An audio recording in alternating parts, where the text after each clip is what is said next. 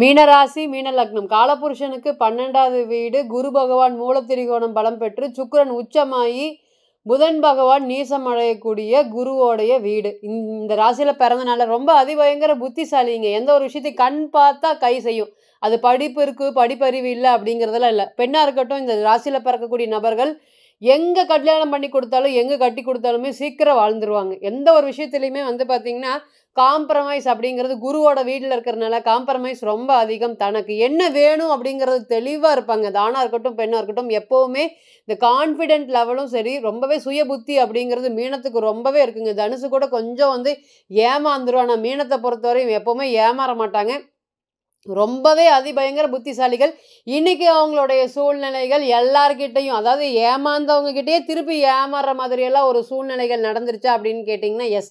எந்த ஒரு விஷயத்தையுமே இன்னைக்கு பாருங்க, கடுமையான 7.5 சனியோடைய தாக்கம், ஜென்ம சனியோடைய தாக்கம் மீனத்தில் இருக்குது. ஆல்ரெடி ராகுவை கடந்து வந்திருக்காங்க. அதாவது ஜென்ம ராகுவை கடந்து 2 வீட்டுக்குள்ள 2 பாம்பு இருந்தால் எப்படி இருக்குது அந்த மாதிரி ரெண்டுமே மனசு அவ்வளோ ஒரு பாரமாக, அவ்வளோ ஒரு கஷ்டமாக, என்னுடைய கை மீறி என்னுடைய ஒரு பிரச்சனைகளும் போகுது எனக்கு தெரியுது. ஆனால் நான் வேடிக்கை மட்டும்தான் பார்க்க முடியுது அப்படின்னு சொல்கிற மாதிரியும் ஒரு சூழ்நிலைகள். தொழில் எங்கேங்க, தொழிலெல்லாம் எங்கேங்க இருந்தால் தானேங்க ஓட்டுறக்கு அப்படிங்கிற மாதிரி, இனி தொழில் நடத்தலாமா வேண்டாமா அப்படிங்கிற மாதிரி மன கேள்விகள் குழப்பங்கள் 1000 எல்லாத்தையுமே அப்படியே நான் அப்படியே தொழில் நடத்தி நடத்தி ஓட்டி பழகிட்டேங்க. என் வயசு 50 ஆச்சுங்க, 45 ஆயிடுச்சுங்க, 65 ஆச்சுங்க.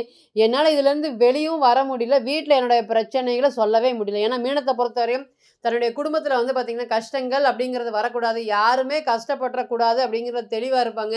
அப்படிங்கிறனாலேயே வீட்டில் எந்த ஒரு பிரச்சனையும் சொன்னாலுமே அவங்க பாவம் மனசு கஷ்டப்படுவாங்க. சொல்லாமல் மூடி மறைச்சி இன்னைக்கு இவ்வளோ பெரிய கடன் ஏற்பட்டிருக்கா மீனத்துக்கு அப்படின்னு கேட்டிங்கன்னா எஸ்.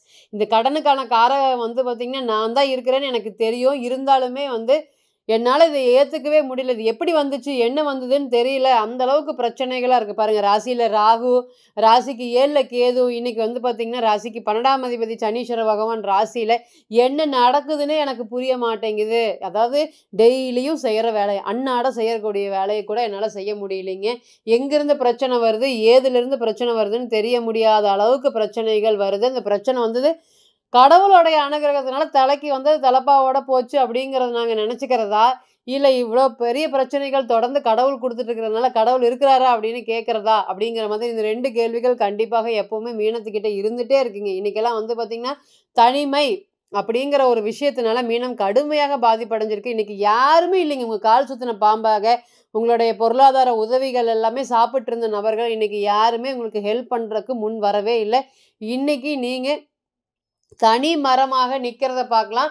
உதவிக்கு கூட, அதாவது பல பேர் உதவி கேட்கும்போது நீங்கள் செஞ்சுருந்தீங்க. இன்றைக்கி யாராவது உதவின்னு கேட்கும்போது செய்கிறதில்ல. இன்றைக்கி உங்களுடைய சூழ்நிலைகளை வெளியே எடுத்து சொன்னால் யாராச்சும் நம்புகிறாங்களா அப்படின்னு கேட்டிங்கன்னா நம்ப மாட்டாங்க. அடடா அப்படி இல்லை, நீங்களே இல்லையே, நீங்களாம் சும்மா சொல்லுவாங்க, பொய் சொல்லுவாங்க அப்படிங்கிற மாதிரி தான் இன்றைக்கி உங்களுக்கு போயிட்டுருக்கு. இந்த கஷ்டமான காலத்துலேயும் வீட்டில் பொண்ணு பார்க்கக்கூடிய ஒரு சூழ்நிலை. பிறந்த கால ஜாதகத்தில் 7ல் சனி பார்க்குறவங்க அனைவருக்குமே இந்த காலத்தில் பார்த்திங்கன்னா திருமண யோகம் அப்படிங்கிறது ஏற்பட்டுரும். அதுவுமே சனி தசா சனி புத்தி நமக்கு பிடிக்குதா பிடிக்கலையா கல்யாணத்தை கொண்டு தள்ளிட்டு போயிடும். இந்த கல்யாணத்தை கொண்டு தள்ளிட்டு போனதுனாலேயே நிறையா பிரச்சனைகள், அதாவது எனக்கு சுத்தமாக சம்மந்தமே இல்லை இந்த திருமண வாழ்க்கை, கண்மூடி கண்ணு திறக்கிறதுக்குள்ளே என்ன நடந்ததுன்னு தெரியல, டைவர்ஸ் ஆயிடுச்சு, என்னால் ஒத்து போகவே முடியல, எந்த ஒரு விஷயத்துலையுமே காம்ப்ரமைஸ் ஆகவே முடியல. பொதுவாக 7.5 சனி காலத்தில் திருமணம் அப்படிங்கிறது சந்திரன் மேலே சனி வரும்போது அவ்வளோக்கா நல்லது இல்லைங்க.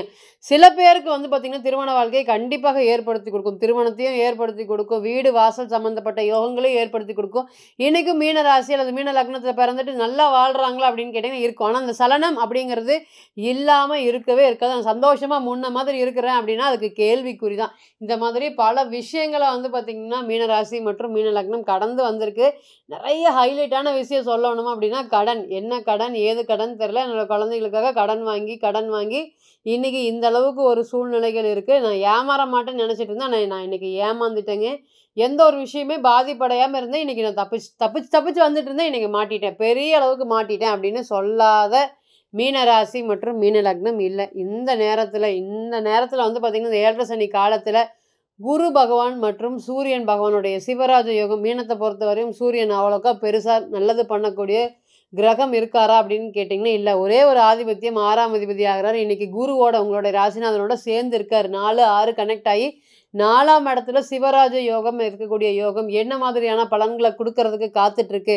கௌரவம், தன்னம்பிக்கை, துணிச்சல், செயல்திறன், வேகம், விவேகம், வெற்றி இது எல்லாத்தையும் ஏற்படுத்தி கொடுக்கறதுக்கு காத்துட்டு இருக்கு. ஏன்னா குரு சூரியன்கிறது 6ஆம் அதிபதியோட சம்மந்தப்படுறதுனால 1000 பிரச்சனைகள் இருந்தாலும் வேலை அப்படிங்கிற விஷயத்துல அடுத்த ஸ்டேஜுக்கு கொண்டு போகாம இதை விடவே விடாதுங்க. இப்ப இருக்கிறீங்க, ஒரு வேலையில இருக்கேன், அடுத்த வேலைக்கு முயற்சி பண்ணிட்டு இருக்கேன், பெரிய அளவுக்கு வேலை வாய்ப்புகளை எதிர்பார்க்குறேன், எனக்கும் இதுக்கும் சம்மந்தமே இல்லை. எப்போ உங்களுக்குலாம் தோணும் தெரியுங்களா? இந்த சந்திரன் மேலே சனி வரும்போது தான் வேலை நினச்சி, நம்ம இருக்கிற ஸ்டேஜை நினச்சி, கரியரை நினச்சி நமக்கு அவ்வளோ ஒரு கஷ்டங்களாக இருக்கும். நமக்கு பின்னாடி வரவங்க எல்லாருமே அப்படியே போயிட்டே இருக்காங்க. நம்ம இன்ட்ரடியூஸ் பண்ணவங்க கூட நம்ம இருக்கக்கூடிய இடத்துல வந்து பெரிய அளவுக்கு ஆகிட்டாங்க. நான் அப்படியே ஏற்றி விட்ட ஏனியாட்ட அப்படியே நிற்கிறேங்க. எனக்கு என்ன நடக்குதுன்னே தெரியலைங்க. ஏஜ் வேறு ஆயிடுச்சு. நீ வெளியே போய் எனக்கு வேலை தொலாவறதுக்கும் கஷ்டமாக இருக்குது அப்படிங்கிற மாதிரி நிறைய வேலையில் சாட்டிஸ்ஃபிகேஷன் இல்லாமல் ஒரு நாளும் கடந்துகிட்டே இருக்கிறீங்க. ஆல்வேஸ் கன்ஃபியூஷன் இருந்துகிட்டே இருக்குது.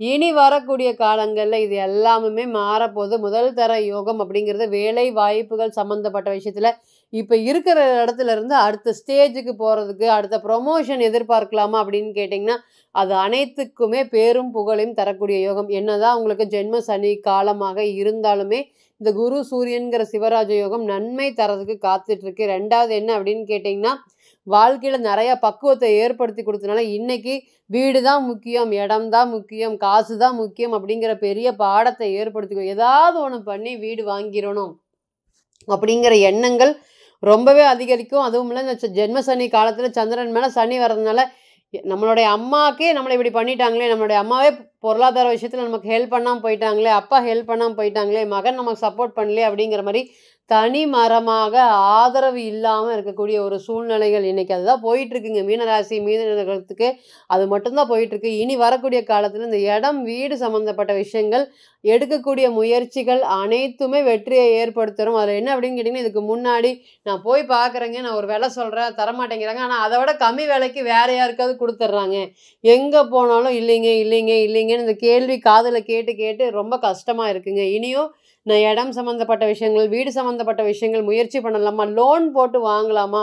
ஏன்னு கேட்டிங்கன்னா, மீன ராசி மற்றும் மீன லக்னத்தை பொறுத்தவரை இண்டிபெண்ட்டாக இருக்கணும்னு விரும்புவாங்க. இந்த நேரம் வந்து இந்த வீட்டில் ஹவுஸ் ஓனர் டார்ச்சரோ இல்லை வேறு யாராவது உங்ககிட்ட வீடு இல்லை அப்படிங்கிற விஷயங்கள் கேட்டாவே ரொம்பவே பொறுக்க மாட்டாங்க. அதனால் டெய்லி அவங்க மனசில் ஓடிக்கிட்டே இருக்கக்கூடிய ஒரு விஷயம் வீடு வீடு வீடு அப்படிங்கிறது தான். இப்போ இனி வரக்கூடிய காலங்களில் இந்த வீடு இடம் சம்மந்தப்பட்ட விஷயங்களுக்குமே சரி, தன வரவுக்குமே சரி, மங்களகரமான சுப நிகழ்ச்சிகள் நடக்கிறதுக்குமே இந்த நேரம் சப்போர்ட் பண்ணுமா அப்படின்னு கேட்டிங்கன்னா சப்போர்ட் பண்ணும். மன ரீதியான தொந்தரவுகள் நிச்சயமாக தொடர்ந்துகிட்டே இருக்கும். படிப்படியாக பிரச்சனைகள் இருந்தெல்லாம் வெளியே வருவீங்களா? தொழில் ஏற்றம் அப்படிங்கிறது ஒரு ஓட்டமே இல்லைங்க. தொழில் நான் நடத்திட்டு இருக்கக்கூடிய இடத்துல இன்றைக்கி அந்த தொழில் சார்ந்த இடத்துல எனக்கு போகிறதுக்கே பயமாக இருக்குது. அந்தளவுக்கு போதும் அப்படின்னு விட்டுட்டு வந்துடலான்னு கூட யோசிக்கிறேன் அப்படின்னு சொல்லக்கூடிய நபர்களுக்கு இனிவேல் வந்து அப்பாவோடைய ஆதரவோடு தொழில் கிடைக்கக்கூடிய ஒரு யோகம், அலந்தம்பியோட சம்மந்தப்பட்ட விஷயத்தில் தொழில் பங்கீட்டு இருக்கக்கூடிய யோகத்தையும் ஏற்படுத்தி கொடுக்குமா இந்த 7.5 சனி காலம்? கஷ்டத்தோடு வாழ்கிறோம், எனக்கு பிடிக்கவே இல்லைங்க அவங்க கூட போகிறதுக்கு, ஆனால் வந்து எனக்கு வழி தெரியல, இந்த இடத்துல நான் இருந்தால் இன்றைக்கி இந்த சூழ்நிலையில் நான் இருந்ததா நான் வந்து தப்பிச்சு வர முடியும், என்னுடைய அண்ணன் கூடயே தம்பி கூடயே எனக்கு தொழில் பண்ணுறதுக்கு பிடிக்கல, ஆனாலும் நான் வந்து பார்த்திங்கன்னா அப்படி போகிறத தவிர்த்து எனக்கு வழி இல்லை அப்படின்னு சொல்லக்கூடிய நபர்கள் அனைவருக்குமே இந்த நேரம் வந்து பார்த்திங்கன்னா தொழில் தொடங்குறதுக்கும் தொழில் சார்ந்த புதிய முயற்சிகள் மேற்கொள்கிறதுக்குமே நிச்சயமாக ஒரு பெரிய யோகத்தை ஏற்படுத்தி கொடுக்கும். இத்தனால தொந்தரவு கொடுத்துட்டு இருந்தக்கூடிய கேது ராசிக்கு 6ஆம் இடத்துல போயிட்டு இருந்தார். திருமண பந்தத்தில் நீங்கள் ஒரு நட்புறவை ஏற்படுத்தலாம், அல்லது திருமணம் சம்மந்தப்பட்ட விஷயத்தில் நான் பிரிவினை நோக்கி போயிட்டுருக்கேன், எனக்கு பிரிஞ்சா போதும்னு இருக்குது அப்படின்னு சொல்லக்கூடிய நபர்களுக்கும் கேது தசை கேது புத்தி சம்மந்தப்படும் போது நிச்சயமாக அது பிரிவினை கொண்டு போய் முடியும். அதனால் 2வது என்ன அப்படின்னு கேட்டிங்கன்னா, நான் ஆல்ரெடி ஃபேஸ் பண்ணிட்டேன் நிறையா பிரச்சனைகள் திருமண வாழ்க்கையில் இருந்தும் புதிய சம்பந்தம் அப்படிங்கிறது எங்கள் வீட்டுக்குள்ளே வருது, 2வது திருமணத்துக்கு முயற்சி பண்ணுறாங்க, நிறையா வந்து பார்த்திங்கன்னா இந்த மாதிரி ப்ராப்ளம் ஆகுது, இதுலேருந்து மீண்டு வெளியே வர முடியல, ஆனால் ஆப்போசிட் நபர்லாம் எப்படி சீக்கிரம் வந்துடுறாங்கன்னு எங்களுக்கு தெரியல, ஏன் அவங்க மட்டும் இப்படி ஆகிட்டாங்க அப்படிங்கிற மாதிரி அவங்கள நினச்சே நீங்கள் திருமண வாழ்க்கையிலேருந்து வெளியே வராமல் இருக்கீங்க. இனி வரக்கூடிய காலங்களில் 2ஆம் திருமணம் சம்மந்தப்பட்ட விஷயங்கள் அனைத்துக்குமே இந்த நேரம் குரு சூரியன்கிற சிவராஜ யோகம் ஒரு நல்ல ஒரு யோகத்தை ஏற்படுத்தி கொடுக்கக்கூடிய நேரத்தில் இருக்கிறதுனால நீங்கள் எடுக்கக்கூடிய ஒரு முயற்சிகளும் நிச்சயமாக 100% வெற்றி வாய்ப்பை ஏற்படுத்தி கொடுக்கும் அப்படிங்கிறதுல எந்த ஒரு மாற்றமும் இல்லைங்க. இப்போ நீங்கள் கேட்டு வந்துட்டு இருந்த அனைத்துமே கோச்சார பலன்கள் தான். கோள்களுடைய சாரம் தினமும் மாறும். இன்னைக்கு ஒரு கிரகம் ஒரு நட்சத்திரத்தில் பயணிக்கும், நாளைக்கு அதே கிரகம் வேறு நட்சத்திரத்தில் பயணிக்கும். பிறந்த கால ஜாதகம் அப்படிங்கிறது 100%. தனிப்பட்ட ஜாதகத்தை நம்ம எடுத்து திசா புத்தி நடப்பு அந்தரம் கணிக்கும் போது கிரகம் பெற்ற பலம் பலவீனம் அடிப்படையில் பலன்கள் நிச்சயமாக மாறுபடும் அப்படிங்கிற எந்த ஒரு மாற்றமும் இல்லை. தனிப்பட்ட ஜாதகத்தை நீங்கள் ஆலோசனை பண்ண விருப்பப்பட்டால் கீழே இருக்கக்கூடிய இந்த நம்பருக்கு கான்டாக்ட் பண்ணுங்கள். நான் வணங்கக்கூடிய நரசிம்மர் உங்கள் எல்லோருக்குமே நல்ல வளமான வாழ்க்கையை ஏற்படுத்தி தர நான் நிச்சயமாக பிரார்த்தனை பண்ணிக்கிறேன். மீண்டும் ஒரு பதிவில் உங்களெல்லாம் சந்திக்கும் வரை உங்களிடமிருந்து விடைபெறுவது உங்கள் அஸ்ட்ரோ புவனேஸ்வரி. நன்றி, வணக்கம்.